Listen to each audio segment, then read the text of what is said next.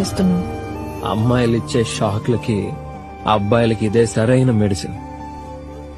మీరిచ్చిన షాక్ కి దిమ్మ తిరిగిపోయింది.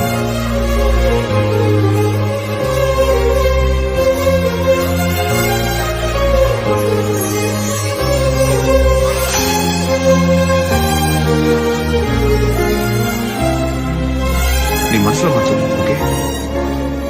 నువ్వంటే ఇష్టం లేదు, దూరంగా వెళ్ళిపోతానని చెప్పు.